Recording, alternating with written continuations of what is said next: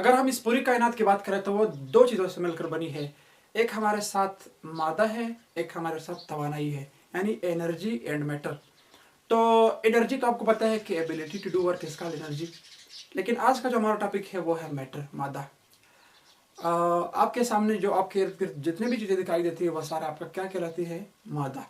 मिसाल के तौर पर ये मार्कर है, ये घड़ी है, मिसाल के तौर पर मोबाइल है, कैमरा है, जितनी भी चीज़ें आपको वाज़ेह नज़र आती है वो सारे मादे में शुमार होते हैं। तो मादा फिर मुख्तलिफ स्टेट्स पे पाया जाता है। उसमें हमारा सॉलिड है यानी ठोस, लिक्विड है यानी माया, गैस है, ठीक है, और इसी तरह प्लाज्मा है, आयोनाइज फॉर्म। तो आज हम जिक्र करेंगे मादे का, ठीक है। मादे को मजीद दो ग्रुपों में डिवाइड किया है। मादा और वो चीज़ जो जगह गिरता है और वजन रखता है उसको मादा कहते हैं।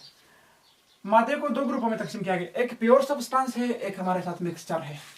प्योर सब्सटेंस यानी खालिस शे या खालिस अज्जा या खालिस सब्सटेंस जो है, ठीक है। और एक हमारे साथ मिक्सचर है। मिक्सचर फिर क्या होता है? मिक्सचर और प्योर सब्सटेंस पे क्या फर्क है? प्योर सब्सटेंस की हमेशा यूनिफॉर्म प्रॉपर्टीज होती है, यूनिफॉर्म यानी एक शक्ल होती है उनकी हमेशा, मतलब मखसूस। यूनिफॉर्म का मतलब यहाँ पर क्या है? मखसूस है, उसके मखसूस प्रॉपर्टीज होती है। मिसाल के तौर पर बॉइलिंग पॉइंट है, मेल्टिंग पॉइंट है।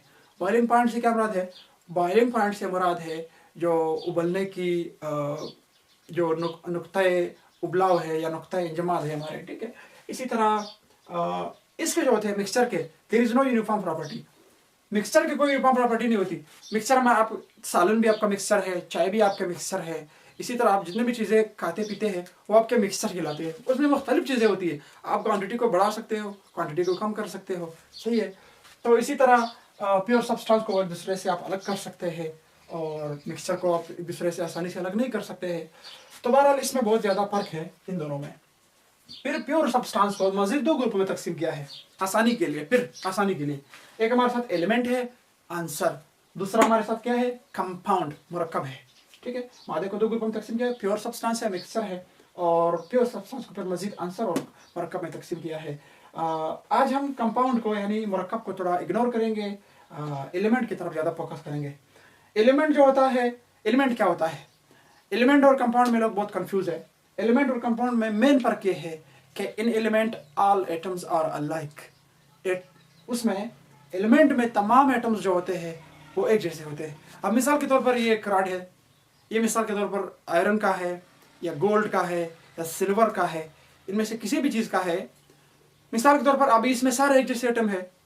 अगर आप सोने का उठा रहे तो सोने का कोई भी सी मतलब आप कोई चीज़ उठाते हैं, कोई रॉड उठाते हैं, कोई सिक्का उसका उठाते हैं सोने का, तो उसमें तमाम एक जैसे एटम होते हैं, उसमें कोई फर्क नहीं होता है, ठीक है। तो उसको कहते हैं एलिमेंट। फिर एलिमेंट मजीद तीन शक्लों में पाया जाता है।